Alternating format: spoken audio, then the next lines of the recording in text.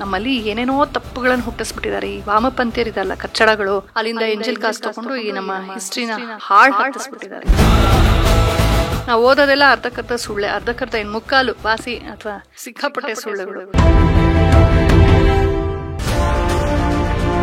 ಅವರನ್ನು ಅಪೀಸ್ ಮಾಡಿ ವೋಟ್ ಪಡೆಯೋದಕ್ಕೋಸ್ಕರ ಸುಮ್ನೆ ವೈಭವೀಕರಣ ಮಾಡುವಂತ ಈ ವ್ಯಕ್ತಿಗಳನ್ನ, ಈ ರಾಜಕಾರಣಿಗಳನ್ನ ಸಂಪೂರ್ಣವಾಗಿ ಧಿಕ್ಕರಿಸ್ತೀವಿ. 100 ಆನೆಗಳನ್ನು ಸಾಯಿಸಿದ್ದಾನೆ, 100 ಪೊಲೀಸ್ ಆಫೀಸರ್ಸ್ ಸಾಯಿಸಿದ್ದಾನೆ. ನಾನು ವಹಿಸ್ಕೊಳ್ಳಲ್ವಲ್ಲ. ನಾನು ಹಿಂದೂ ಅನ್ನೋ ಕಾರಣಕ್ಕಾಗಿ ನಾನು ಯಾವತ್ತೂ ವೀರಪ್ಪನನ್ನು ವಹಿಸ್ಕೊಂಡು ಮಾತಾಡಲ್ಲ. ಹಾಗೆ ಮುಸ್ಲಿಂ ಅನ್ನೋ ಕಾರಣಕ್ಕಾಗಿ ಯಾಕೆ ಟಿಪ್ಪುನ ವಹಿಸ್ಕೊಂಡು ಮಾತಾಡಬೇಕು? ಅಬ್ದುಲ್ ಕಲಾಂ ಅವನು ವಹಿಸ್ಕೊಂಡು ಮಾತಾಡಿ. ಒಳ್ಳೆಯವರಿಲ್ವಾ? ಒಳ್ಳೆ ಮುಸ್ಲಿಮ್ಸ್ ಇಲ್ವಾ? ಟಿಪ್ಪು ಈ ದೇಶದ ಸಿಕ್ಕಾಪಟ್ಟೆ ಇದು ಮಾಡಿದಾನೆ. ನೀವು ಮೇಲ್ಕೋಟೆ ಹೋಗಿ ನೋಡಿ, ಇವತ್ತಿಗೂ ದೀಪಾವಳಿ ಆಚರಿಸೋದಿಲ್ಲ ಅವರು. ದಸರಾ ಸಾಧಾರಣವಾಗಿ ಮೈಸೂರಲ್ಲಿ ಫೇಮಸ್ ಅಂತ ನಿಮ್ಮೆಲ್ಲರಿಗೂ ಗೊತ್ತು. ಆದ್ರೆ ಅಲ್ಲಿ ಟಿಪ್ಪು ಬಗ್ಗೆ ಹಲವಾರು ವಿರೋಧಾತ್ಮಕವಾದ ಹೇಳಿಕೆಗಳು ಆಗ್ತಾ ಇದೆ. ಸೊ ಈ ಬಗ್ಗೆ ಆರತಿ ಮ್ಯಾಮ್ ಏನ್ ಹೇಳ್ತಾರೆ ಕೇಳೋಣ ಬನ್ನಿ. ನೋಡಿ, ಇತಿಹಾಸದಲ್ಲಿ ಸ್ಪಷ್ಟವಾಗಿ ಟಿಪ್ಪುವಿನ ಒಂದು ದಾಖಲೆಗಳೇ ನೋಡಿ. ಯಾವ ಮುಸಲ್ಮಾನರು ಇಲ್ಲಿ ಆಕ್ರಮಣ ಮಾಡಿ ಬಂದ್ರೋ ಅವರೆಲ್ಲ ತುಂಬ ಹೆಮ್ಮೆಯಿಂದ ನಾವು ಇಷ್ಟು ನಾಶ ಮಾಡಿದ್ದೀವಿ, ಇಷ್ಟು ದೇವಸ್ಥಾನಗಳು ಹೊಡೆದಾಕಿದ್ದೀವಿ, ಇಷ್ಟು ಜನನ ಸಾಯಿಸಿದ್ದೀವಿ, ಇಷ್ಟು ಮತಾಂತರ ಮಾಡಿದ್ದೀವಿ ಅಂತೆಲ್ಲ ಹೇಳಿದ್ದಾರೆ. ಅವನ ಒಂದು ಕತ್ತಿಯ ಮೇಲೆ ಬರೆದಿದೆ ಕಾಫಿರರ ನಾಶಕ್ಕಾಗಿ ಅಂತ. ಹೀಗೆ ಗೊತ್ತಿರೋ ವಿಷಯನೇ ಅದು, ಅವ್ರಿಗೂ ಗೊತ್ತು, ನಮಗೂ ಗೊತ್ತು. ಆದರೂ ಯಾತಕ್ಕೆ ವೈಟ್ ವಾಶ್ ಮಾಡೋಕ್ಕೆ ಹೋಗ್ತಾರ ನಂಗೆ ಗೊತ್ತಿಲ್ಲ. ಯಾವ ಮುಸ್ಲಿಮ್ಸು ಇದನ್ನು ಕೇಳಲ್ಲ ನನಗೆ ಗೊತ್ತಿರೋ ಹಾಗೆ. ಏಕೆಂದರೆ ಅವ್ರ ಮತವನ್ನು ಅವ್ರು ಉಳಿಸ್ಕೊಳ್ಳೋದಷ್ಟೇ ಮುಖ್ಯ. ಅವರನ್ನು ಅಪೀಸ್ ಮಾಡಿ ವೋಟ್ ಪಡೆಯೋದಕ್ಕೋಸ್ಕರ ಸುಮ್ಮನೆ ವೈಭವೀಕರಣ ಮಾಡುವಂಥ ಈ ವ್ಯಕ್ತಿಗಳನ್ನು, ಈ ರಾಜಕಾರಣಿಗಳನ್ನು ಸಂಪೂರ್ಣವಾಗಿ ಧಿಕ್ಕರಿಸ್ತೀವಿ. ಸಂಪೂರ್ಣ ಧಿಕ್ಕಾರ ಅವ್ರಿಗೆ. ಯಾಕೆ ಅಂದರೆ ನೋಡಿ, ಎಷ್ಟು ನರಮೇಧ ಆಗಿದೆ ಅಂತಂದರೆ ಯಾರು ಓದಿ ನೀವು. ನಮ್ಮ ಸಂದೀಪ್ ಬಾಲಕೃಷ್ಣ ಅವ್ರು ಬರೆದಿರೋದು, ವಿಕ್ರಮ್ ಸಂಪತ್ ಅವ್ರು ಬರೆದಿದ್ದಾರೆ. ಬೇಕಾದಷ್ಟು ಸಿಕ್ಕತ್ತೆ ನಮಗೆ ದಾಖಲೆಗಳು, ಅವರೇ ಬರೆದಿಟ್ಟಿರೋದಿದೆ. ಈಗ ನೋಡಿ, ನಾನೊಬ್ಳು ಹಿಂದೂ, ವೀರಪ್ಪನ ನಾನು ವಹಿಸ್ಕೊಳ್ತೀನ? ಅವನೊಬ್ಬ ಕಾಡುಗಲ್ಲ, 100 ಆನೆಗಳನ್ನು ಸಾಯಿಸಿದ್ದಾನೆ, 100 ಪೊಲೀಸ್ ಆಫೀಸರ್ಸ್ನ ಸಾಯಿಸಿದ್ದಾನೆ. ನಾನು ವಹಿಸ್ಕೊಳ್ಳಲ್ವಲ್ಲ. ನಾನು ಹಿಂದೂ ಅನ್ನೋ ಕಾರಣಕ್ಕಾಗಿ ನಾನು ಯಾವತ್ತೂ ವೀರಪ್ಪನನ್ನು ವಹಿಸ್ಕೊಂಡು ಮಾತಾಡಲ್ಲ. ಹಾಗೆ ಮುಸ್ಲಿಂ ಅನ್ನೋ ಕಾರಣಕ್ಕಾಗಿ ಯಾಕೆ ಟಿಪ್ಪುನ ವಹಿಸ್ಕೊಂಡು ಮಾತಾಡಬೇಕು? ಅಬ್ದುಲ್ ಕಲಾಂ ಅವನು ವಹಿಸ್ಕೊಂಡು ಮಾತಾಡಿ. ಒಳ್ಳೆಯವರಿಲ್ವಾ? ಒಳ್ಳೆ ಮುಸ್ಲಿಮ್ಸ್ ಇಲ್ವಾ? ಒಳ್ಳೆ ಕಲಾವಿದರಿಲ್ವಾ? ಸಾಹಿತಿಗಳಿಲ್ವಾ?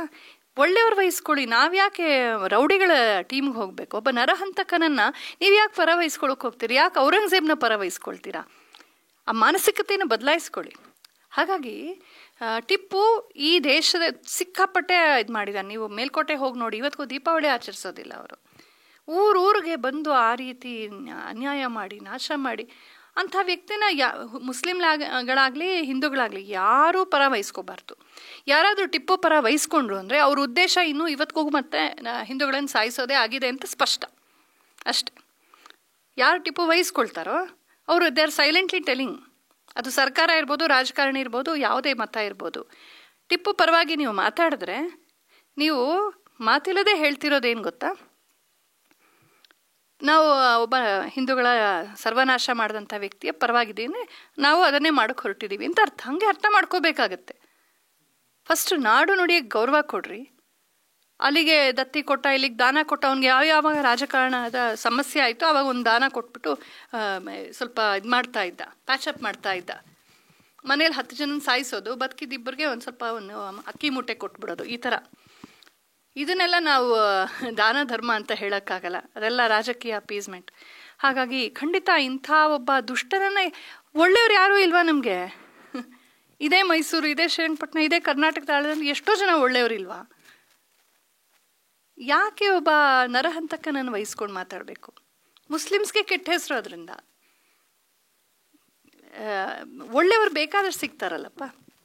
ಮೇಡಮ್, ಈಗ ರಾಜಕಾರಣಿ ಮತ್ತು ಧರ್ಮಾಧಿಕಾರಿ ಈ ಮೂರಕ್ಕೂ ಅದರದ್ದೇ ಆದಂತಹ ಮಹತ್ವವಿದೆ. ಸೊ ಅದ್ರ ಬಗ್ಗೆ ಹೇಳೋದಾದ್ರೆ, ನಮ್ಮ ಈ ಪ್ರಜಾಪ್ರಭುತ್ವ ಎಲ್ಲ ಬರೋ ಮುಂಚೆ ನಮ್ಮ ಒಂದು ಭಾರತದ ಒಂದು ವ್ಯವಸ್ಥೆ ಹೇಗೆ ಅಂದರೆ, ರಾಜಮನೆತನದವರೇ ಆಳ್ತಾ ಇದ್ರು, ಅದರೊಳಗೆ ಒಂದು ಪ್ರಜಾಪ್ರಭುತ್ವ ಇತ್ತು. ಡೆಮೋಕ್ರಸಿ ವಿದಿನ್ ಮೊನಾರ್ಕಿ ಅನ್ನೋ ಥರ. ಅಂದರೆ ರಾಜ ಸರ್ವಾಧಿಕಾರಿ ಆದರೂ ಆ ಥರ ಸರ್ವಾಧಿಕಾರಿ ಅಲ್ಲ, ಅನರ್ಕಿ ಅಲ್ಲ. ಅಂದರೆ ಅವನು ಯಾರು ಕೇಳೋ ಹಾಗೆ ಇಲ್ಲ ಅಂತ ಇಲ್ಲ. ರಾಜ ರಾಜ್ಯಾಧಿಕಾರಿ, ಒಬ್ಬ ಧರ್ಮಾಧಿಕಾರಿ ಅಂತ ಇರ್ತಾ ಇದ್ದ.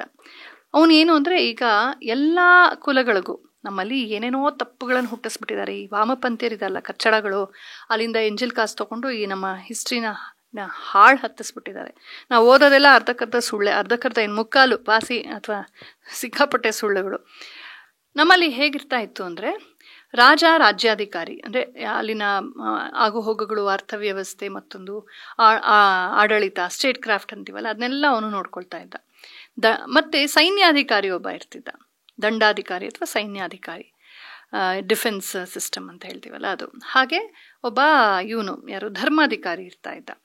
ಈ ಧರ್ಮಾಧಿಕಾರಿ ಯಾರು ಅಂದರೆ ನೋಡಿ, ಎಲ್ಲ ಕುಲಗಳಿಗೂ ತಮ್ಮದೇ ಆದಂಥ ಒಂದು ಚಿಕ್ಕ ವ್ಯವಸ್ಥೆ ಇರ್ತಾ ಇತ್ತು. ಅದು ಯಾವುದೇ ಕುಲವಾಗಲಿ, ಅವರವರ ಕುಲ ಅಂದರೆ ನಮ್ಮದು ಮುಖ್ಯವಾಗಿ ವೃತ್ತಿ, ನಾವೇನು ಪ್ರೊಫೆಷನ್ ಮಾಡ್ತೀವಿ ಅದೇ ಕುಲ ಅಷ್ಟೇ.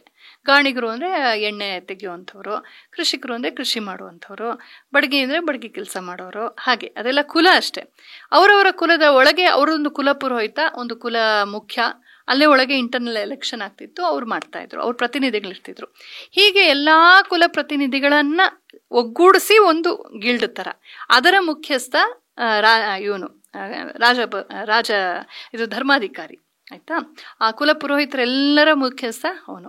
ವೀಕ್ಷಕರೇ, ಇನ್ನೇನು ದಸರಾ ಹಬ್ಬ ಶುರುವಾಗ್ತಾ ಇದೆ. ಸೊ ಈ ಹಿನ್ನೆಲೆಯಲ್ಲಿ ಈಗಿನ ಕಾಲದ ಯುವ ಪೀಳಿಗೆಗೆ ದಸರಾ ಅಂದಾಕ್ಷಣ ಬರೋದು ಬರೀ ಯುವ ದಸರಾ ಆಗಿರಬಹುದು, ಅಥವಾ ಮೈಸೂರಲ್ಲಿ ನಡೆಯುವ ಆನೆ ಮೇಲಿನ ಅಂಬಾರಿ ಉತ್ಸವ ಆಗಿರಬಹುದು. ಆದ್ರೆ ನಿಜವಾಗಿಯೂ ದಸರಾ ಅಂದ್ರೆ ಏನು, ಇದನ್ನೆಲ್ಲ ತಿಳ್ಕೊಳ್ಳೋಣ ಬನ್ನಿ ಶ್ರೀಮತಿ ಆರತಿ ವಿಬಿ ಅವರ ಹತ್ತಿರ. ಎಲ್ರಿಗೂ ನಮಸ್ಕಾರ. ಶರನ್ನವರಾತ್ರೋತ್ಸವದ ಹಾರ್ದಿಕ ಶುಭಾಶಯಗಳು ನಮ್ಮ ಎಲ್ಲ ವೀಕ್ಷಕರಿಗೂ ಹಾಗೂ ನಿಮಗೂ. ಈ ದಸರಾ ಅಂದರೆ 2-3 ಥರ ಹೇಳ್ತಾರೆ. ದಶಹರ ಅಂತ, ರಾವಣಾಸುರನನ್ನ ರಾಮ ಸಂಹಾರ ಮಾಡಿದ್ದು, ದಶಮುಖನನ್ನು ಸಂಹಾರ ಮಾಡ್ದ ಅಂತ ಹೇಳಿ ಈ ಕಾಲದಲ್ಲಿ ಅಂತ ಹೇಳಿ. ಆಮೇಲೆ ದೀಪಾವಳಿಯಲ್ಲಿ ಅದರ ಸೆಲೆಬ್ರೇಷನ್ ಮಾಡುವಂಥದ್ದು ಒಂದು ವೈಷ್ಣವ ಪದ್ಧತಿ ಉಂಟು. ಇನ್ನು ವಿಶೇಷವಾಗಿ ನಮ್ಮ ದುರ್ಗಾ ಸಪ್ತಶತಿಯಲ್ಲಿ ಒಂದು ದುರ್ಗಾ ಸಪ್ತಶತಿ ಅಂದರೆ ಮಾರ್ಕಂಡೇಯ ಪುರಾಣದ ಒಂದು ಭಾಗ, ಅದು 700 ಶ್ಲೋಕಗಳ ಒಂದು ಭಾಗ. ಅಲ್ಲಿ 3 ಚರಿತ್ರೆಗಳು ಬರುತ್ತೆ, ಪ್ರಥಮ, ಮಧ್ಯಮ ಮತ್ತು ಉತ್ತಮ ಚರಿತೆ ಅಂತ. ಮೊದಲ ಚರಿತೆಯಲ್ಲಿ ಮಧುಕೈಟಭ ಅಂತನ್ನುವ 2 ರಕ್ಕಸರು ಹುಟ್ಟಿದಾಗ ಹೇಗೆ ವಿಷ್ಣುವಿನಲ್ಲಿ ಅವಳು ಪ್ರೇರಣೆಯನ್ನು ಮಾಡಿ ಅವರ ಸಂಹಾರ ಮಾಡಿಸಿದ್ಲು ಜಗನ್ಮಾತೆ, ಮಹಾಕಾಳಿ ಸ್ವರೂಪಿಣಿ ಅಂತ ಒಂದು ಕತೆ ಬರುತ್ತೆ. ಅದಾದಮೇಲೆ ಬರುವಂಥದ್ದು ಮಹಿಷಾಸುರನ ವಧೆಯ ಒಂದು ಕತೆ, ತುಂಬ ಪ್ರಸಿದ್ಧವಾದದ್ದು. ದುರ್ಗಾ ಪರಮೇಶ್ವರಿ ದೇವತೆಗಳೆಲ್ಲರ ತೇಜಸ್ಸಿನಿಂದ ಅವಳು ಚಿಮ್ಮಿ ಬಂದು ಒಂದು ರೂಪವಾಗಿ ಅವನ ಸಂಹಾರ ಮಾಡ್ತಾಳೆ. ಆಮೇಲೆ ಇನ್ನೊಂದು ಯುಗದಲ್ಲಿ ಶುಂಭ ನಿಶುಂಭ ಅಂತನ್ನುವ ರಾಕ್ಷಸ ಸೋದರರು ಹುಟ್ಟುತ್ತಾರೆ. ಅವ್ರಿಗೆ ಒಂದು ಟೀಮ್ ಇರುತ್ತೆ, ಅಲ್ಲೊಂದು ಘಟಬಂಧನಿತ್ತು. ಸೊ ಆ ಟೀಮಲ್ಲಿ ಚಂಡಮುಂಡ, ರಕ್ತಬೀಜ, ಸುಗ್ರೀವಾಸುರ, ಮತ್ತು ಧೂಮ್ರಲೋಚನ, ಎಲ್ಲ ರಕ್ತಬೀಜ ಅವರೆಲ್ಲ ಇರ್ತಾರೆ. ಅವನ್ನೆಲ್ಲ ಸಂಹಾರ ಮಾಡಿ ನುಚ್ಚು ನೂರು ಮಾಡಿ ನಾನಾ ರೂಪಗಳನ್ನು, ದಶಮಹಾವಿದ್ಯೆ ರೂಪಗಳನ್ನು ತೋರಿಸಿ ಜಗನ್ಮಾತೆ ಅಷ್ಟು ರಾಕ್ಷಸ ಸಮೂಹವನ್ನು ಅವ್ರಿಗೆ ಏನೇನು ಅವರ ಶಕ್ತಿ ಶೌರ್ಯ ತೋರಿಸಿದ್ರು ಅದಕ್ಕೆ ಪ್ರತಿಯಾಗಿ ಅವಳು ಎಲ್ಲಕ್ಕೂ ಉತ್ತರ ಕೊಟ್ಟು ಸರ್ವನಾಶಗೈದು ಮತ್ತೊಮ್ಮೆ ಧರ್ಮವನ್ನು ಸಂಸ್ಥಾಪನೆ ಮಾಡ್ತಾಳೆ. ಈ 3 ಕಥೆಗಳು ಬೇರೆ ಬೇರೆ ಯುಗಗಳಲ್ಲಿ ನಡೆದದ್ದು. ಬಟ್ ಎಂದೆಂದು ಯಾವಾಗ ಅಧರ್ಮ ತುಂಬ ಹೆಚ್ಚು ಬಿಡುತ್ತೋ ನೋಡಿ, ಅಲ್ಲಲ್ಲೇ ಗುರು ಹಿರಿಯರು, ತಂದೆ ತಾಯಿ, ಮತ್ತು ಪ್ರಾಜ್ಞರು, ರಾಜ ವ್ಯವಸ್ಥೆ ಅಲ್ಲಲ್ಲೇ ದುಷ್ಟ ಸಂಹಾರ, ಶಿಷ್ಟ ರಕ್ಷಣೆ ಮಾಡ್ತಾ ಇರಬೇಕು, ಅದಕ್ಕೆ ಕಾನೂನು ಇರೋದು. ಆದರೆ ಒಂದೊಂದ್ಸಲ ಏನಾಗುತ್ತೆ, ಸರ್ಕಾರವೇ ದುಷ್ಟವಾಗಿಬಿಡುತ್ತೆ, ತಂದೆ ತಾಯಿಯೇ ಸ್ವಲ್ಪ ಜವಾಬ್ದಾರಿ ತಪ್ಪಿಬಿಡ್ತಾರೆ, ಪ್ರಾಜ್ಞರೇ ಬುದ್ಧಿ ಹೇಳಲ್ಲ, ನಮ್ಗೆ ಯಾಕೆ ಅಂತ ಸುಮ್ಮನಾಗ್ಬಿಡ್ತಾರೆ. ಸೊ ದುಷ್ಟರಿಗೆ ಅಧಿಕಾರ ಸಿಕ್ಬಿಡುತ್ತೆ. ಅವಾಗ ಏನಾಗ್ಬಿಡುತ್ತೆ, ಎಲ್ಲ ಏರ್ಪೇರಾಗ್ಬಿಡುತ್ತೆ. ತಮ್ಗೆ ಹೆಂಗೆ ಬೇಕೋ ಹಂಗೆ ಮಾಡೋದು, ಸೊ ಕಾನೂನು ಕೈ ತೆಗೆದುಕೊಳ್ಳೋದು, ಇದೆಲ್ಲ ಆಗುತ್ತೆ. ಇದು ಅಲ್ಲಲ್ಲೇ ಸಜ್ಜನರು ಅದನ್ನು ಖಂಡಿಸ್ತಾ ಇರಬೇಕು, ಸರಿಪಡಿಸ್ತಾ ಇರಬೇಕು. ಅದರಲ್ಲೂ ಪ್ರಜಾಪ್ರಭುತ್ವ ಇರೋದೇ ಅದಕ್ಕೋಸ್ಕರ. ಆದರೆ ಏನಾಗುತ್ತೆ, ಈ ವೋಟ್ ಬ್ಯಾಂಕ್ ಪಾಲಿಸಿಗಳು, ಪಾಲಿಟಿಕ್ಸು, ಫ್ರೀ ಬೀಸು ಎಲ್ಲ ಕೊಟ್ಟು ಎಲ್ಲರೂ ಬಾಯಿ ಮುಚ್ಚಿಸೋದು, ಇದೆಲ್ಲ ನಡೆಯೋದ್ರಿಂದ ಜನ ಎಲ್ಲ ಸುಮ್ಮನಾಗ್ಬಿಡ್ತಾರೆ. ಇವತ್ತು ರೋಗ ಚಿಕ್ಕದಾಗಿರುವಾಗ ನಾವು ಅದನ್ನು ವಾಸಿ ಮಾಡದೆ ಹೋದರೆ ರೋಗ ಉಲ್ಬಣಿಸ್ತಾ ಹೋಗುತ್ತೆ. ಅದೇ ಥರ ಈ ದುಷ್ಟಶಕ್ತಿಗಳು, ಅಧರ್ಮ, ರಾಕ್ಷಸೀಯ ಸ್ವಭಾವ, ಪೈಶಾಚಿಕ ಬುದ್ಧಿ, ಕಾಮಕಾಂಚನಗಳ ಲೋಭದಲ್ಲಿ ಜನರಿಗೆ ತೊಂದರೆ ಕೊಡುವಂಥದ್ದು, ಧರ್ಮವನ್ನು ನಾಶ ಮಾಡುವಂಥದ್ದು, ದೇವಾಲಯ ಸಂಸ್ಕೃತಿಯನ್ನು ನಾಶ ಮಾಡುವಂಥದ್ದು, ಊರ ಜನರಿಗೆ ತೊಂದರೆ ಕೊಡೋದು, ಸಜ್ಜನರಿಗೆ ತೊಂದರೆ ಕೊಡೋದು, ದುಷ್ಟರನ್ನ ಪುಂಡರನ್ನ ಸಾಕೋದು, ಇದು ಎಲ್ಲ ಕಾಲದಲ್ಲೂ ಆಗಾಗ ನಡೆದಿತ್ತು. ಇದು ಅತಿರೇಕಕ್ಕೆ ಹೋದಾಗ ನಾವು ಯಾರು ಸಜ್ಜನರು ಅಂತ ಅಂದ್ಕೊಂಡು ಕೂತಿರ್ತೀವಲ್ವ, ನಾವು ಸ್ವಲ್ಪ ವೀಕ್ ಆಗಿಬಿಡ್ತೀವಿ, ವಿಟಮಿನ್ ಡೆಫಿಷಿಯನ್ಸಿ. ಆವಾಗ ನಾವು ಯಾವುದೇ ಒಂದು ತುಂಬ ಅತಿ ಹೋಗ್ಬಿಟ್ಟಿರುತ್ತೆ. ಆವಾಗ ಸಾಮಾನ್ಯ ಕ್ರೋಸಿನಿಂದ ಜ್ವರ ಹೋಗಲ್ವಲ್ಲ, ದೊಡ್ಡ ಔಷಧಿ, ಆ ಥರ ಆವಾಗ ಅಸಹಾಯಕತೆ ಅಂದರೆ ಅಧರ್ಮ ತುಂಬ ಹೆಚ್ಚಿದಾಗ ಧರ್ಮಕ್ಕೆ ತುಂಬ ಒಂದು ವೀಕ್ನೆಸ್ಸು, ದೌರ್ಬಲ್ಯ ಉಂಟಾದಾಗ ಆಗ ಜಗನ್ಮಾತೆ ಅವತರಿಸ್ತಾಳೆ ಅಂತ. ಈ ಜಗತ್ತನ್ನೆಲ್ಲ ಸೃಷ್ಟಿ ಮಾಡಿದಂಥ ಜಗನ್ಮಾತೆ ಕಾಲಕ್ಕೂ ಧರ್ಮ ಸಂಸ್ಥಾಪನೆಗಾಗಿ ಬರ್ತಾಳೆ. ಬಂದು ದುಷ್ಟ ಶಕ್ತಿಗಳನ್ನು ಸಂಪೂರ್ಣವಾಗಿ ನಿರ್ನಾಮ ಮಾಡಿ ಮತ್ತೆ ಹೊಸದಾದ ರೀತಿಯಲ್ಲಿ ಫ್ರೆಶ್ ಆಗಿ ಮತ್ತೊಮ್ಮೆ ಧರ್ಮ ಸಂಸ್ಥಾಪನೆ ಮಾಡಿ ಎಲ್ಲರಿಗೂ ಹೀಗೆ ಇರಬೇಕು ಅಂತೆಲ್ಲ ಬುದ್ಧಿ ಕೊಟ್ಟು ಧೈರ್ಯ ಕೊಟ್ಟು. ನೋಡಿ, ಸಜ್ಜನರಾಗಿದ್ದರೆ ಸಾಲದು, ಸಜ್ಜನಿಕೆಗೆ ಧೈರ್ಯ ಬೇಕು. ಸ್ವಾಮಿ ವಿವೇಕಾನಂದರು ಅದನ್ನೇ ಹೇಳ್ತಾರೆ, ಇಟ್ಸ್ ಗುಡ್ ಸಮಾರಿಟನ್ಸ್. ಯಾರು ಒಳ್ಳೆಯವರು ಅಂತಿದ್ದೀರೋ ನಿಮಗೆ ಶಕ್ತಿ ಇರಬೇಕು. ಒಬ್ಬ ರೌಡಿ ನೋಡಿ ತಲೆ ಎತ್ಕೊಂಡು ಓಡಾಡ್ತಾನೆ, ಮಾಡೋದು ರೌಡಿ ಕೆಲಸ. ನಮ್ಮ ಆತಂಕವಾದಿಗಳು ದುಷ್ಟರು ಯಾರಿದ್ದಾರೆ ಅವರು ತಲೆ ಎತ್ಕೊಂಡು ಓಡಾಡ್ತಾರೆ, ಬೀದಿಯಲ್ಲಿ ನಾನು ಆತಂಕವಾದಿ ಅಂತ ತೋರಿಸ್ಕೊಳ್ತಾರೆ. ಇನ್ನು ಸಜ್ಜನರು ಅನ್ನೋರು ಹೆದರ್ಕೊಂಡು ಮನೇಲಿ ಕೂತ್ಕೊಂಡು, ಇದಲ್ಲ. ಕ್ಷಾತ್ರ ಇರಬೇಕು ಯಾವತ್ತು. ಸಜ್ಜನಿಕೆಗೆ, ದೇಶಕ್ಕೆ, ಧರ್ಮಕ್ಕೆ ವಾಯ್ಸ್ ಔಟ್ ಮಾಡಬೇಕು, ನಿಲ್ಲಬೇಕು. ನಾವು ಅದನ್ನು ತುಂಬ ಕಳ್ಕೊಂಡ್ಬಿಟ್ಟಿದ್ದೀವಿ ಇವತ್ತು ನಾವು. ಒಟ್ಟಿನಲ್ಲಿ ಯಾವಾಗ ಸಮಾಜ ಆ ಥರ ದುರ್ಬಲವಾಗುತ್ತೋ, ಕ್ಷಾತ್ರಹೀನವಾಗುತ್ತೋ, ಅಧರ್ಮವನ್ನು ಎದುರಿಸೋ ಧೈರ್ಯವನ್ನು ಅಥವಾ ಶಕ್ತಿಯನ್ನು ಕಳ್ಕೊಂಡ್ಬಿಡುತ್ತೋ, ತಂತ್ರವನ್ನು ಕಳ್ಕೊಂಡ್ಬಿಡುತ್ತೋ, ಆಗ ಜಗನ್ಮಾತೆಯೇ ಬರಬೇಕಾಗತ್ತೆ. ಆವಾಗ ಅವಳು ಅವತಾರವೆತ್ತಿ ಬರ್ತಾಳೆ, ನಾನಾ ರೂಪಗಳಲ್ಲಿ ಬರ್ತಾಳೆ. ಹಿಂದೆ ಬಂದಿದ್ಲು. ಅದನ್ನೆಲ್ಲ ನಾವು ಸ್ಮರಿಸೋದಕ್ಕಾಗಿ ನವರಾತ್ರವನ್ನು ಮಾಡ್ತೀವಿ. ಈ ನಮ್ಮ ಹಬ್ಬಗಳೆಲ್ಲ ಆಯಾ ಒಂದು ಋತುವಿಗೆ ಸಂಬಂಧಪಟ್ಟಿದ್ದು. ವಸಂತೋತ್ಸವ ಅಂತ ಯಾವ್ದು ಬರುತ್ತೆ, ನಮ್ಮಲ್ಲಿ 2 ನವರಾತ್ರಿ ಇದೆ ಆ್ಯಕ್ಚುಲಿ, ವಸಂತ ನವರಾತ್ರ ಮತ್ತು ಶರನ್ನವರಾತ್ರ ಅಂತ. ಯುಗಾದಿಯಿಂದ ಪ್ರಾರಂಭವಾಗಿ 9 ದಿನ ವಸಂತ ನವರಾತ್ರೋತ್ಸವ ಅಂತ ಮಾಡ್ತೀವಿ. ಹಂಪೆಲೆಲ್ಲ ಬಹಳ ಗ್ರ್ಯಾಂಡಾಗಿ ನಡೀತಿತ್ತು. ಇವತ್ತಿಗೂ ಕೂಡ ಸುಮಾರು ಕಡೆ ಚೈತ್ರ ರಥೋತ್ಸವಗಳು ಅದು ಇಲ್ಲ ಸುಮಾರು ಕಡೆ ನಡೆಯುತ್ತವೆ. ರಾಮೋತ್ಸವ, ಸಂಗೀತೋತ್ಸವ ಎಲ್ಲ. ಹಿಂದೆ ಎಲ್ಲ ರಾಜರ ಪೋಷಣೆ, ರಾಜರು ಅಂದರೆ ಆವಾಗ ಈ ಥರ ಯಾರೋ ಓಟು ತೊಗೊಂಡ್ಬಿಟ್ಟು ಧರ್ಮ ವಿರೋಧಿಗಳನ್ನ ತಲೆ ಮೇಲೆ ಕೂಡಿಸ್ಕೊಂಡು ಧರ್ಮಕ್ಕೆ ಚ್ಯುತಿ ತರುವಂಥ ಸ್ವಾರ್ಥಿ ಸರ್ಕಾರಗಳೆಲ್ಲ ಇರಲಿಲ್ಲ ಆಗ. ರಾಜ ಅಂದರೆ ಧರ್ಮರಕ್ಷಕ, ಅವನು ಜನರನ್ನೂ ರಕ್ಷಿಸಬೇಕು, ಅರ್ಥವ್ಯವಸ್ಥೆಯನ್ನೂ ರಕ್ಷಿಸಬೇಕು, ಧರ್ಮವನ್ನೂ ರಕ್ಷಿಸಬೇಕು. ಈ ನಾಡು ನುಡಿ ಸಂಸ್ಕೃತಿಗಳನ್ನು ರಕ್ಷಿಸೋದಕ್ಕಾಗಿ ರಾಜ ಬರ್ತಾ ಇದ್ದ. ಅದನ್ನೆಲ್ಲ ಭಕ್ಷಿಸ್ಬಿಟ್ಟು ಬೇರೆ ದೇಶಕ್ಕೆ ಮಾರೋ ಟೈಪ್ ಆಫ್ ಸ್ವಾರ್ಥಿಗಳು ಇರಲಿಲ್ಲ ಆವಾಗ. ಈಗ ಪ್ರಭುತ್ವದ ಹೆಸರಲ್ಲಿ ದುಷ್ಟರು ಬಂದು ಸೇರ್ಕೊಳ್ತಾ ಇದ್ದಾರೆ, ಹಿಂಗಾಗ್ತಾ ಇದೆ. ಹಿಂದೆ ಆ ಥರ ಇದ್ದದ್ರಿಂದ ಇದನ್ನು ಈ ವಸಂತೋತ್ಸವನ ಅವರು ಪೋಷಿಸ್ತಾ ಇದ್ರು. ಈ ಶರತ್ಕಾಲ ಅಂತ ಏನಿದೆ, ಈ ಕಾಲದಲ್ಲೂ ಕೂಡ ಮಳೆಯೆಲ್ಲ ಮುಗ್ದಿರುತ್ತೆ, ಚಳಿ ಇನ್ನೂ ಬಂದಿರಲ್ಲ. ಸೊ ಅದು ಕ್ಲಿಯರ್ ಸ್ಕೈಸ್, ಆಕಾಶ ಎಲ್ಲ ಶುಭ್ರವಾಗಿರುತ್ತೆ.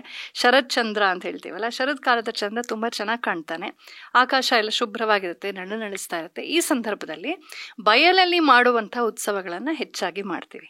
ಜಗನ್ಮಾತೆಯನ್ನ ನಾವು ಜಗನ್ಮಾತೆ, ಶಿವ, ಕೃಷ್ಣ, ವಿಷ್ಣು ಯಾವ ರೂಪದಲ್ಲಿ ಪೂಜೆ ಮಾಡ್ತೀವೋ, ಶ್ರಾವಣ ಮಾಸದಲ್ಲಿ ಮಳೆ ಇರೋದ್ರಿಂದ ಹೆಚ್ಚಾಗಿ ನಾವು ಅಂತರ್ಮುಖವಾಗಿ ಮನೆಯೊಳಗೆ ಮಾಡುವಂಥ ವ್ರತಗಳು ಜಾಸ್ತಿ. ವರಮಹಾಲಕ್ಷ್ಮಿ ಹಬ್ಬ ಅಥವಾ ನಮ್ಮ ಶ್ರಾವಣ ಶನಿವಾರಗಳು, ಶ್ರಾವಣ ಸೋಮವಾರಗಳು, ಆ ಥರದ್ದೆಲ್ಲ. ಶರತ್ಕಾಲದಲ್ಲಿ ಬಯಲಲ್ಲಿ ಮಾಡುವಂಥದ್ದು ಜಾಸ್ತಿ. ಯಾಕೆಂದರೆ ಪ್ರಕೃತಿ ಕೂಡ ಅದಕ್ಕೆ ಅನುಕೂಲವಾಗಿರುತ್ತೆ, ಹವಾಮಾನ ಅನುಕೂಲವಾಗಿರುತ್ತೆ. ಸೊ ನೀವು ವಿಜಯನಗರ ಸಾಮ್ರಾಜ್ಯದ ಹಂಪೆನಲ್ಲಿ ಮಹಾನವಮಿ ಡಿಬ್ಬ ನೋಡ್ಬೋದು. ಎಲ್ಲ ಸರ್ವನಾಶವಾಗಿ ಸ್ವಲ್ಪ ಉಳ್ಕೊಂಡಿದೆ. ಆ ಮಹಾನವಮಿ ಡಿಬ್ಬದ ಮೇಲೆ ಎಷ್ಟೋ ಸ್ಟೋರೀಸ್ ಬಿಲ್ಡಿಂಗ್ ಇತ್ತು ಅಂತ ಹೇಳ್ತಾರೆ. ಅಲ್ಲೆಲ್ಲ ದೊಡ್ಡ ಸೈನ್ಯ ಪ್ರದರ್ಶನ, ಮಲ್ಲಯುದ್ಧ, ದೇಶಿ ಆಟಗಳು, ಕುಸ್ತಿ ಆಟ, ಏನೇನೋ ಬೇಕಾದಷ್ಟು ಬಗೆಯ ದೇಶಿ ಆಟಗಳು, ವಾಟರ್ ಸ್ಪೋರ್ಟ್ಸ್ ಇರ್ಬೋದು, ಕುದುರೆ ಸವಾರಿಗಳಿರ್ಬೋದು, ರಥ ಇರ್ಬೋದು, ಓಟ ಇರ್ಬೋದು, ದೋಣಿ ಸ್ಪರ್ಧೆ ಇರ್ಬೋದು, ಹೀಗೆ ತುಂಬ ಥರದ ಆಟಗಳು. ನೀವು ಮಾನಸೋಲ್ಲಾಸ ಅದೆಲ್ಲ ನೋಡಿದ್ರೆ ಬೇಕಾದಷ್ಟು ನಮ್ಮ ಮೈಸೂರು ಮಹಾರಾಜ ಮುಮ್ಮಡಿ ಕೃಷ್ಣರಾಜ ಒಡೆಯರೇ ತುಂಬ ಬರೆದಿದ್ದಾರೆ ಅದು ಆಟಗಳ ಬಗ್ಗೆ ಎಲ್ಲ. ಇವತ್ತಿರೋದು ಏನೂ ಅಲ್ಲ ಆಟಗಳು. ನೀವು ಯುವಜನರು ಅಂತಂದ್ರಲ್ಲ, ತುಂಬ ಒಳ್ಳೊಳ್ಳೆ ಆಟಗಳೆಲ್ಲ ಇವೆ. ನಮ್ಮ ಸುತ್ತೂರು ಜಾತ್ರೆಯಲ್ಲೂ ನೋಡ್ಬೋದು, ಸುಮಾರಂಥ ಆಟಗಳನ್ನ ಆಡಿಸ್ತಾರೆ. ಈ ಥರ ಆಟಗಳನ್ನ ಮತ್ತು ಸೈನ್ಯ ಪ್ರದರ್ಶನ, ಜನರಿಗೆ ಸೈನ್ಯವನ್ನು ನೋಡಿದಾಗ ನಮ್ಮ ಸೈನಿಕರು ಹೆಂಗಿದ್ದಾರೆ, ಅವರ ಶಕ್ತಿ ಸಾಮರ್ಥ್ಯಗಳೇನು ಅಂತ ಒಂದು ಪ್ರದರ್ಶನ ಮಾಡಿದಾಗ ಒಂಥರ ಹುಮ್ಮಸ್ಸು ಬರುತ್ತೆ, ಖುಷಿ ಆಗುತ್ತೆ. ಅದಕ್ಕೆ ಪೆರೇಡ್ ಮಾಡುವಂಥದ್ದು ಇದೆಲ್ಲ ಭಾಳ ಪ್ರಾಚೀನ ಸಂಸ್ಕೃತಿ. ಜಗತ್ತು ನಮ್ಮಿಂದ ಕಲ್ತಿದೆ, ನಾವು ಬ್ರಿಟಿಷರ್ಸಿಂದ ಕಲ್ತಿದ್ದಲ್ಲ. ಇವತ್ತು ಅದು ವೆಸ್ಟರ್ನೈಸ್ ವರ್ಷನ್ ಆಗಿ ನಮಗೆ ವಾಪಸ್ ಬಂದಿದೆ ಅಷ್ಟೆ. ಹೀಗೆ ನವರಾತ್ರದಲ್ಲಿ, ಶರದೋತ್ಸವದಲ್ಲಿ ದೇವಿಯ ವೀರ ಶಕ್ತಿ ಅಂದರೆ ವೀರ ರಸವನ್ನು, ವಸಂತ ಮಾಸದಲ್ಲಿ ಶೃಂಗಾರ ರಸವನ್ನು ನಾವು ಹೆಚ್ಚಾಗಿ, ಆವಾಗಲೇ ಮದುವೆ ಎಲ್ಲ ಆಗುವಂಥದ್ದು, ಹಾಗೆಲ್ಲ ಸ್ವಲ್ಪ ಸಂತೋಷದಾಯಕವಾದ ಸಂಗೀತ, ನೃತ್ಯ, ಮೇಳಗಳೇ ಜಾಸ್ತಿ ಇರುತ್ತೆ. ಇಲ್ಲಿ ಶರತ್ಕಾಲದಲ್ಲಿ ವೀರರಸ ಪ್ರಧಾನ, ಅದಕ್ಕೆ ಶಕ್ತಿ ದೇವತೆ ದುರ್ಗಾ ಪರಮೇಶ್ವರಿ, ರಾವಣನ ಕೊಂದಂಥ ರಾಮನು, ಶಿವನು ಅಂದರೆ ಆ ಉಗ್ರ ರೂಪಗಳನ್ನು ವಿಶೇಷವಾಗಿ ಆರಾಧಿಸ್ತೀವಿ. ಹಾಗಾಗಿ ಸಪ್ತಶತಿ ಪಾರಾಯಣ ಮಾಡೋದು, ದುರ್ಗಾಮಾತೆಯ ಕಥೆ ಕೇಳೋದು, ಓದೋದು, ಹೇಳೋದು, ಹರಕತೆ ಮಾಡೋದು, ಸಂಗೀತ, ನೃತ್ಯ, ಸಿನಿಮಾ ಎಲ್ಲದರಲ್ಲೂ ಕೂಡ ಬರೀ ದುರ್ಗಾ ಪರಮೇಶ್ವರಿನೇ ಇರ್ತಾಳೆ. ಅವಳ ಸ್ಮರಣೆ ಮಾಡೋದಕ್ಕೆ ಎಲ್ಲ ಕಲಾಪಗಳಿರೋದು. ಈಗ ಯುವಕರು ಬರೀ ದಸರಾ ಅಂದರೆ ಬರೀ ಜಂಬೂ ಸವಾರಿ ಅಂತಲ್ಲ, ಅದು ಶುಗರ್ ಕೋಟಿಂಗ್. ಅದರೊಳಗಿರೋದೇನು, ಒಳಗಡೆ ಚಾಮುಂಡೇಶ್ವರಿ ಕೂತಿರ್ತಾಳೆ, ಬರೀ ಖಾಲಿ ಆನೆ ಏನು ಹೋಗಲ್ಲ ಅಲ್ಲಿ, ಒಳಗಡೆ ಜಗನ್ಮಾತೆ ಕೂತಿರ್ತಾಳೆ, ಸರ್ವಾಯುಧ ಧಾರಿಣಿಯಾಗಿ ನಮ್ಮನ್ನೆಲ್ಲ ಕಾಪಾಡೋದಕ್ಕೆ ನಾನಿದ್ದೀನಿ ನಿಮ್ಮೊಟ್ಟಿಗೆ ಅಂತ ಹೇಳಿ, ಧರ್ಮದಿಂದ ಇರಿ ನಾನು ನಿಮ್ಮನ್ನು ರಕ್ಷಿಸ್ತೀನಿ ಅಂತ ಹೇಳೋದಕ್ಕಾಗಿಯೇ ಜಗನ್ಮಾತೆ ಆ ಪಟ್ಟದ ಆನೆಯ ಮೇಲೆ ಬರ್ತಾಳೆ. ಅದು ಪಟ್ಟದ ಆನೆ. ಹಿಂದೆ ರಾಜಂದ್ರು ಬರ್ತಿದ್ರು, ಅವರು ದೇವಿಯ ಖಡ್ಗವನ್ನು, ವಿಜಯದುರ್ಗೆಯ ಖಡ್ಗವನ್ನು ಸಾಂಕೇತಿಕವಾಗಿ ಹಿಡ್ಕೊಂಡು ಅದ್ರ ಮೇಲೆ ಕೂತ್ಕೊಂಡು ಏರಿ ಬರ್ತಾ ಇದ್ರು. ರಾಜ ಜನರ ಪ್ರತಿನಿಧಿ ಆದ್ರಿಂದ ಜನರ ಪ್ರತಿನಿಧಿ ದೇವಿಯ ಪರವಾಗಿ ಸೇವಕನಾಗಿ ಅಲ್ಲಿ ಬರ್ತಾ ಇದ್ದಿದ್ರು. ಹಾಗಾಗಿ ಮೈಸೂರು ದಸರಾ ತುಂಬಾ ವಿಶೇಷವಾದದ್ದು. ಇದು ನಮ್ಮ ಅಸ್ಮಿತೆಯ ಸಂಕೇತವಾಗಿದೆ. ಹಾಗಾಗಿ ಬರೀ ಆ ಹೊರಗಡೆಯ ಒಂದು ಸಂಭ್ರಮ ಅಷ್ಟೇ ನೋಡಬೇಡಿ, ಒಳಗಡೆಯ ಭಾವನೆಯನ್ನ ನೋಡಬೇಕು ನಾವು. ಏಕೆಂದರೆ ಭಾವದಿಂದಲೇ ಗೆಲುವು. ಸಂಭ್ರಮ ಏನು ಎಲ್ಲ ಕಡೆ ಇರುತ್ತೆ, ಮಾಲ್ಗೆ ಹೋಗಿ ತಿರುಗಾಡ್ಕೊಂಡ್ಬಂದ್ರೂ ಒಂದು ಸ್ವಲ್ಪ ಸಂಭ್ರಮ ಇರುತ್ತೆ. ಅದರಲ್ಲಿ ಏನಿದೆ, ಸೂಪರ್ಫಿಷಿಯಲ್, ಅದು ಹಣ ವೇಸ್ಟು, ದುಡ್ಡು ವೇಸ್ಟು. ಆದರೆ ಇಲ್ಲಿ ಹಂಗಲ್ಲ. ದಸರಾ ಅಂತ ಹೇಳಿದಾಗ ನಮ್ಮ ನಾಡನ್ನು, ನಮ್ಮ ನುಡಿಯನ್ನು, ನಮ್ಮ ಭಾವನೆಯನ್ನು, ನಮ್ಮ ಧರ್ಮ ಸಂಸ್ಕೃತಿಯನ್ನು, ಅಸ್ಮಿತೆಯನ್ನು ಸೆಲೆಬ್ರೇಟ್ ಮಾಡ್ತಿದ್ದೀವಿ. ಸೊ ನಾನು ಮೈಸೂರು ದಸರಾಗೆ ಹೋದರೆ ಅಲ್ಲಿ ಒಂದೊಂದು ಪೈಸಾನೂ ಸಾರ್ಥಕ. ಖರ್ಚು ಮಾಡಿದ್ದು, ಹೋಗಿದ್ದು, ಬಂದಿದ್ದು ಸಮಯ. ಯಾಕೆಂದರೆ ಅದು ನನ್ನ ಅಸ್ಮಿತೆ, ನನ್ನ ಧರ್ಮ, ನನ್ನ ಪರಂಪರೆ. ಅದನ್ನು ನಾವು ಮತ್ತೊಮ್ಮೆ ನಾವು ಸ್ಮರಣೆ ಮಾಡ್ಕೊಳ್ತಾ ಇದ್ದೀವಿ. ಅದನ್ನು ನೋಡೋಕ್ಕೆ ದೇಶ ವಿದೇಶಗಳಿಂದ ಬರ್ತಾರೆ, ಲಕ್ಷೋಪಲಕ್ಷ ಜನ ಸೇರ್ತಾರೆ. ನಮ್ಮ ಸಂಭ್ರಮ ನೋಡೋಕೆ ಅವ್ರು ಬರ್ತಾರೆ. ನಾವೇ ಅದನ್ನು ಮರೆತು ಬಿಟ್ಟರು ಬರೀ ಆಟ ಪಾಠ ನೋಡ್ಕೊಂಡು ಹೊಟ್ಟೋದ್ರೆ. ದೇವರನ್ನು ಮರಿಬೇಡಿ. ಈ ಔಷಧಿ ಸುತ್ತು ಶುಗರ್ ಕೋಟಿಂಗ್ ಇರುತ್ತೆ. ಯಾಕೆ? ಔಷಧಿ ತಿನ್ನಲಿ ಅಂತ. ಔಷಧಿ ಸುಲಭವಾಗಿ ಹೋಗಲಿ ಬಾಯಿಗೆ ಅಂತ. ಶುಗರ್ ಕೋಟಿಂಗ್ ಚಪ್ಪರಿಸ್ಬಿಟ್ಟು ಔಷಧಿನೇ ಎಸ್ದುಬಿಟ್ರೆ ಇನ್ನು ಉದ್ದೇಶ ಏನು ಬಂತು? ಹಾಗೆ ದೇವಿಯ ಸ್ಮರಣೆ ತುಂಬ ಮುಖ್ಯ. ದುಷ್ಟ ಶಿಕ್ಷಣ ಶಿಷ್ಟ ರಕ್ಷಣ. ಭಗವದ್ಗೀತೆಯಲ್ಲಿ ಕೃಷ್ಣ ಹೇಳ್ತಾನೆ, ಯದಾ ಯದಾ ಹಿ ಧರ್ಮಸ್ಯ ಗ್ಲಾನಿರ್ಭವತಿ. ಧರ್ಮವು ಗ್ಲಾನಿ ಉಂಟಾದಾಗ, ಅಧರ್ಮಕ್ಕೆ ಒಂದು ಉನ್ನತಿ ಉಂಟಾದಾಗ, ತದಾ ಆತ್ಮಾನಂ ಸೃಜಾಮ್ಯಹಂ, ನನ್ನನ್ನು ನಾನು ಪ್ರಕಟಪಡಿಸ್ಕೊಳ್ತೀನಿ. ಪರಿತ್ರಾಣಾಯ ಸಾಧೂನಾಂ, ಸಜ್ಜನರನ್ನು ರಕ್ಷಿಸೋದಕ್ಕಾಗಿ, ವಿನಾಶಾಯ ಚ ದುಷ್ಕೃತಾಂ, ದುಷ್ಟರನ್ನು ನಾಶ ಮಾಡೋದಕ್ಕಾಗಿ, ಸಂಭವಾಮಿ ಯುಗೆ ಯುಗೆ ಅಂತ. ಪದೇ ಪದೇ ಜಗನ್ಮಾತೆ ಬರ್ತಾಳೆ. ವಿಷ್ಣುವಾಗಿಯೋ, ಶಿವನಾಗಿಯೋ, ದೇವಿಯಾಗಿಯೋ, ಯಾವುದೋ ರೂಪದಲ್ಲಿ. ನಾವು ಊಹಿಸೋದಕ್ಕೆ ಆಗೋದಿಲ್ಲ. ಏಕೆಂದರೆ ನಮ್ಮದು ತುಂಬ ಸಣ್ಣ, ನಮ್ಮ ಬುದ್ಧಿ, ಮನಸ್ಸು, ನಮ್ಮ ವ್ಯಕ್ತಿತ್ವ ತುಂಬ ಚಿಕ್ಕದು. ನಾವೆಷ್ಟೇ ಗ್ಲೋಬಲ್ ಪೀಪಲ್ ಅಂತ ಅಂದ್ಕೊಂಡ್ರೂ ಕೂಡ ನಮಗೆ ಒಂದು ಇತಿಮಿತಿ ಇರುತ್ತೆ. ಈ ಸೃಷ್ಟಿ ತನ್ನದೇ ಆದ ಇಂಟೆಲಿಜೆನ್ಸ್ ಇರುತ್ತೆ ಸೃಷ್ಟಿಯೊಳಗೆ. ಅದನ್ನೇ ಜಗನ್ಮಾತೆ ಅಂತ ಹೇಳೋದು ನಾವು. ಸೃಷ್ಟಿಯೊಳಗೆ ಒಂದು ಇಂಟೆಲಿಜೆನ್ಸ್ ಇರುತ್ತೆ. ಅದು ತನ್ನನ್ನು ತಾನು ನಾವು ಕ್ಲಾಕ್ ರೀಸೆಟ್ ಮಾಡ್ಕೊಂಡಂಗೆ ಎಲ್ಲ ರೀಸೆಟ್ ಮಾಡ್ಕೊಳುತ್ತೆ. ಈ ಅತಿ ಅಧರ್ಮ, ಅತಿ ಅನ್ಯಾಯ, ಅತಿ ಪಾಪ ಮಾಡುವಂಥ ವ್ಯಕ್ತಿಗಳು, ಸರ್ಕಾರಗಳು ಅಥವಾ ಪಾರ್ಟಿಗಳು ಅಥವಾ ಸಂಸ್ಥೆಗಳು ಅಥವಾ ಮತಗಳು ಯಾವುದಿದೆ, ಇದಕ್ಕೆಲ್ಲ ಒಂದು ಎಕ್ಸ್ಪೈರಿ ಡೇಟ್ ಇದ್ದೇ ಇರುತ್ತೆ. ಧರ್ಮ ಉಳಿಯುತ್ತೆ, ಈ ಅಧರ್ಮ ನಾಶವಾಗಲೇಬೇಕು. ಅದು ಹೆಂಗಾಗತ್ತೆ ಅನ್ನೋದು ಭಗವಂತನಿಗೆ ಗೊತ್ತು.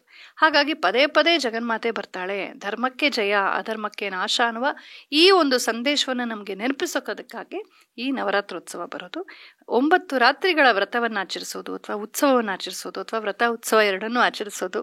ಅದರಲ್ಲೂ ಕರ್ನಾಟಕಕ್ಕೆ ಇದು ನಾಡ ಹಬ್ಬ ಆದ್ರಿಂದ ಕರ್ನಾಟಕದ ಎಲ್ಲ ಕಲೆ, ಎಲ್ಲ ಸಂಸ್ಕೃತಿ, ಎಲ್ಲ ವೈಶಿಷ್ಟ್ಯ ಏನೇನಿದೆ ನಮ್ಮ ಊರಿಂದು ಅದಷ್ಟು ಅಲ್ಲಿ ಪ್ರದರ್ಶನವಾಗುತ್ತೆ. ಎಲ್ಲ ಜಿಲ್ಲೆಗಳ ಸಂಸ್ಕೃತಿಯ ಪ್ರದರ್ಶನ ಅಲ್ಲಿ ಟ್ಯಾಬ್ಲೂಗಳ ಮೂಲಕ, ಸ್ತಬ್ಧ ಚಿತ್ರಗಳ ಮೂಲಕ ಆಗುತ್ತೆ. ಎಲ್ಲ ಕವಿ ಕಲಾವಿದರಿಗೂ, ಸಾಹಿತಿಗಳಿಗೂ ಎಲ್ಲರಿಗೂ ಒಂದು ಅವಕಾಶ ಸಿಗುತ್ತೆ. ಎಷ್ಟು ವ್ಯಾಪಾರ ಆಗುತ್ತೆ. ಬೀದಿಯ ವ್ಯಾಪಾರದಿಂದ ಹಿಡಿದು ದೊಡ್ಡ ದೊಡ್ಡ ಈವೆಂಟ್ ಮ್ಯಾನೇಜರ್ಸ್ವರೆಗೂ ಎಲ್ಲರಿಗೂ ಕೂಡ ಸಮೃದ್ಧಿ ಸಿಕ್ಕತ್ತೆ. ಲಕ್ಷ್ಮಿ ತುಂಬಿ ತುಳುಕ್ತಾಳೆ, ಸರಸ್ವತಿ ತುಂಬಿ ತುಳುಕ್ತಾಳೆ, ಅನ್ನಪೂರ್ಣೇಶ್ವರಿ ತುಂಬಿ ತುಳುಕ್ತಾಳೆ. ಇಂತಹ ಸರ್ವರಿಗೂ ಶುಭವನ್ನ ಮಾಡುವಂಥ ದಸರಾ ಬರ್ತಾ ಇದೆ. ಅದನ್ನು ಅರ್ಥವರಿತು ಪ್ರೇಮದಿಂದ, ಭಕ್ತಿಯಿಂದ, ಆದರದಿಂದ ಮಾಡಬೇಕು. ಯಾವ ಥರದಲ್ಲೂ ನಮ್ಮಿಂದ ಅಪಚಾರವಾಗುವಂತೆ ಮಾಡಬಾರ್ದು. ಅಪಚಾರವಾಗುವಂತೆ ಮಾಡಿದ್ರೆ ಖಂಡಿತ ಅವ್ರಿಗೆ ಕೆಟ್ಟದಾಗತ್ತೆ. ಅಂಥ ಸರ್ಕಾರವಾಗಲಿ, ಅಂಥ ವ್ಯಕ್ತಿಗಳಾಗಲಿ ಇಂಥ ಸರ್ವಜನ ಶುಭಂಕರವಾದಂಥ ಒಂದು ಕಾರ್ಯವನ್ನು ಯಾವುದೇ ರೀತಿಯಲ್ಲಿ ಅಪಚಾರ ಮಾಡಿ ತಮಾಷೆ ನೋಡಿದ್ರೆ ಖಂಡಿತ ಅವ್ರಿಗೆ ಒಳ್ಳೇದಾಗಲ್ಲ. ಹಾಗೆ ಮಾಡಬಾರ್ದು. ಎಲ್ಲರಿಗೂ ಶುಭವಾಗುವಂಥದ್ದನ್ನೇ ಮಾಡಬೇಕು, ಎಲ್ಲರಿಗೂ ಸಂತೋಷವಾಗುವಂಥದ್ದನ್ನು ಮಾಡಬೇಕು. ಮತ್ತು ಈ ಥರ ಉದ್ದೇಶವನ್ನು ನಾವು ಮರಿಬಾರ್ದು. ದುಷ್ಟ ಶಿಕ್ಷಣ ಶಿಷ್ಟ ರಕ್ಷಣ. ನಾವು ಸಜ್ಜನರಾಗಿದ್ದರೆ ನಮಗೆ ರಕ್ಷೆ, ದುಷ್ಟನಾಗಿದ್ದರೆ ನಮಗೆ ಶಿಕ್ಷೆ. ಇದರ ಸ್ಮರಣೆಗಾಗಿ ನಾವು ನವರಾತ್ರವನ್ನು ಆಚರಿಸ್ತೀವಿ.